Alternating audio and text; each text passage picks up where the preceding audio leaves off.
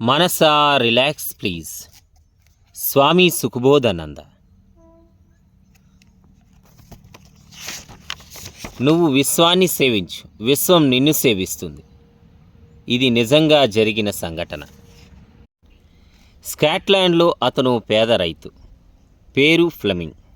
ఓ రోజు ఆపదలో చిక్కుకున్న ఒక శ్రీమంతుల అబ్బాయిని ఫ్లెమింగ్ రక్షించాడు. అందుకు ఆ అబ్బాయి తండ్రి కృతజ్ఞతలు తెలియచేశాడు. ప్రతిఫలంగా ఫ్లెమింగ్కు పెద్ద బహుమతి ఇవ్వబోయాడు. ఫ్లెమింగ్ సున్నితంగా తిరస్కరించాడు. మానవత్వంతో సాటి మనిషిని రక్షించానే తప్ప బహుమతుల కోసం కాదు అన్నాడు. ఆ సమయంలో ఫ్లెమింగ్ ప్రక్కనే ఉన్న కొడుకును శ్రీమంతులు చూశాడు. ఆ కుర్రాడికి విద్యాబుద్ధులు నేర్పించే బాధ్యతను స్వీకరించాడు. ఆ విధంగా పేద రైతు కొడుకుకు శ్రీమంతుడు సంరక్షణలో విద్యావంతుడయ్యాడు. ప్రపంచానికి మేలు చేసే పెన్సిల్ అనే గొప్ప ఔషధాన్ని కనుగొన్నాడు. అలెగ్జాండర్ ఫ్లెమింగ్ పేరుతో విశ్వవిఖ్యాతిని గడించాడు. సంవత్సరాలు గడిచాయి. అలెగ్జాండర్ ఫ్లెమింగ్ను చదివించిన శ్రీమంతుడి కుమారుడి న్యూమోనియా వ్యాధి సోకింది. అప్పుడు అతన్ని రక్షించింది ఎవరో తెలుసా? పెన్సిలిన్ ఔషధం. అవును, అలెగ్జాండర్ ఫ్లెమింగ్ను చదివించిన ఆ శ్రీమంతుడి పేరు లార్డ్ రడాల్ఫ్ చర్చిల్. న్యూమోనియా నుంచి బయటపడ్డ అతని కొడుకుని పేరు సర్ విన్స్టన్ చర్చిల్, ఒకప్పటి బ్రిటన్ ప్రధానమంత్రి. అందుకే నేనెప్పుడూ చెబుతుంటాను, ఇక్కడ మనం సంతోషంగా ఉండలేకపోతే ఎక్కడా సంతోషంగా ఉండలేము.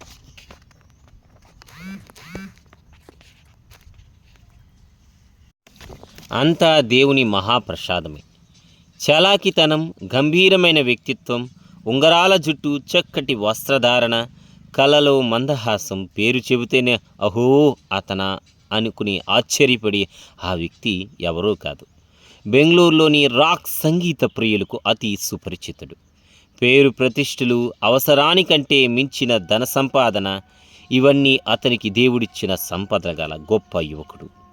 ఒకసారి బెంగళూరులో కలిసిన అతన్ని చూసి నేను వాడేనా వీడు అని ఆశ్చర్యపోయేంతగా కుంగిపోయినట్లు అనిపించాడు. అతను చెప్పిన మాటలను యథాతథంగా మీకు వివరిస్తాను. మా కుటుంబంలో సంతోషానికి హద్దే లేదన్నట్లుండేది. ఆ రోజు నా 22వ పుట్టినరోజు.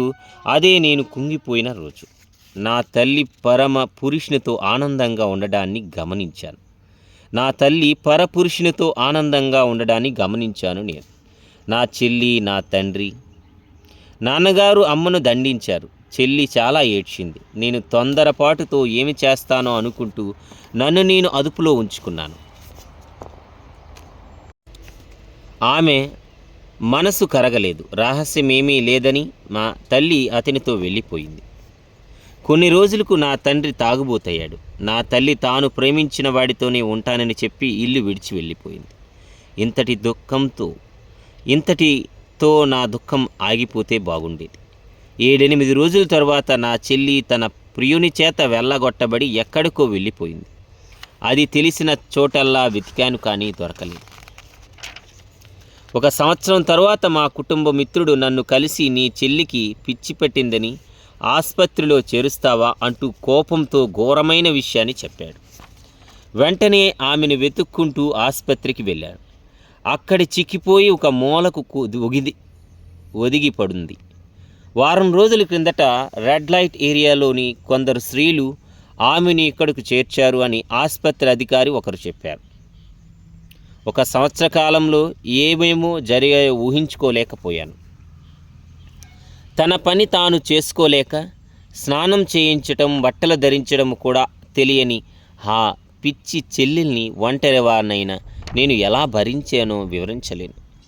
ఒకరోజు పని మీద వెళ్ళి సాయంత్రానికి తిరిగి వచ్చి నన్ను చూసి, ఏమయ్యా, ఎలాంటి మనిషివి నీవు? నీ తండ్రి తాగుబోతు ప్రొద్దున్నే సారా కొట్టుకు వెళ్ళిపోయాడు. మతి స్థిమితం లేని నీ చెల్లెలు ఒంటి మీద బట్టలు లేకుండా మార్కెట్ దగ్గర డ్యాన్స్ చేస్తుంది అని చుట్టుపక్కల వాళ్ళు చెప్పగా పిచ్చి పట్టిన వాడిలా చేతికి దొరికిన చీర తీసుకుని అరుస్తూ మార్కెట్ వైపు వెళ్ళాను.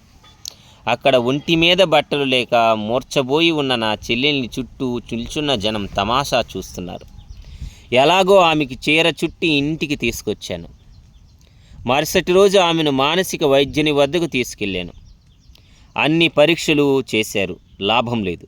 చివరికి ఒక రోజు వాళ్ళు నాతో రెడ్ లైట్ ఏరియాలో మీ చెల్లెల్ని చాలాసార్లు బలాత్కారించడం వల్ల మీ చెల్లెలి మానసిక స్థితి నాశనమైంది.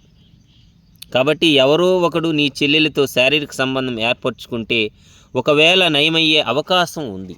నీకు తెలిసిన వాళ్ళని తీసుకుని రమ్మని చెప్పారు. దుఃఖంతో బాధపడుతున్న నన్ను చూసి వాళ్ళే ఆ విషయంలో సహాయపడతామని చెప్పారు. ఈ విధంగా ఒక వారం రోజులు చికిత్స తర్వాత ఎలాంటి గుణము కనిపించలేదు. ఆమెలో అప్పుడే తెలిసిందే ఆ డాక్టర్ తెలివిహీనుడు, అయోగ్యుడు, మంచివాడు కాదని. తరువాత నేను నా చెల్లికి ఏ వైద్యము చేయించక ఇంట్లోనే జాగ్రత్తగా చూసుకునేవాడిని. ఒకరోజు ప్రొద్దున్నే చెల్లెలు కనబడలేదు. వెతకడానికి వెళ్ళిన నాకు భరించరా అని వార్త తెలిసింది. అవును, ఎర్ర చుడీదార్ వేసుకుని కీలి నడుముతూ ఒక లావులపాటి ఆడది టీ తాగించి మా చెల్లెల్ని బాంబే రైల్వేలో తీసుకెళ్ళింది. నీ వెంట ఆ అమ్మాయి గురించి వివరాలు అడుగుతున్నావు, ఆమె నీ పార్టీనా అని అడిగిన ఒక పోర్టుని నన్ను నేను మరచి కోపంతో చెంపల పొగొట్టున్నాను. దానికి మిగిలిన పోర్టులు నన్ను చితకబాదితే ఆసుపత్రిలో చేరి చికిత్స పూర్తి చేసుకుని కొన్ని వారం తరువాత తిరిగి వచ్చాను. నా చెల్లిని వెతికే ఓపిక, శక్తి ఇంకా నాకు లేదు అని ఏడ్చిన తరువాత విసుగుతో కోపంతో ఇలా అన్నాను, దేవుడిలా నన్ను నా చెల్లిని శిక్షిస్తున్నాడు. మేమేం పాపం చేశాం? పరీక్షించేందుకు ఒక హద్దు ఉంది. కరుణామూర్తి అయిన దేవుడు నన్ను ఎందుకు ఇలా పరీక్షిస్తున్నాడు అని వెక్కి వెక్కి చిన్నపిల్లలా ఏడవడం మొదలుపెట్టాడు. యువకుని మనస్సు ఓరల్లే వరకు అంతసేపు ఆగి ప్రకృతిలో నడిచే ప్రతి విషయానికి కారణాలు వెతకడం మనకు సాధ్యం కాదు. దేవుని సృష్టి నాశనం కాదు.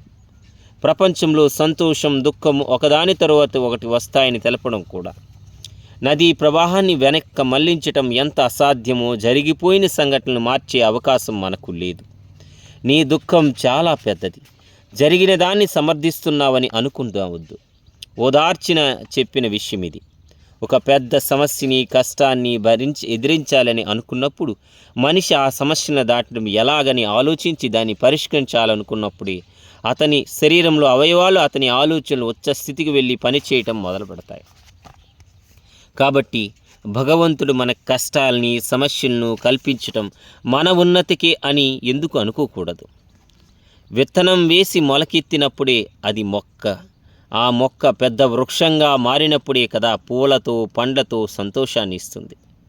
ఒకదాన్ని వదులుకుంటే మరొకటి దక్కుతుంది. ఇదే దేవుడి నియమం.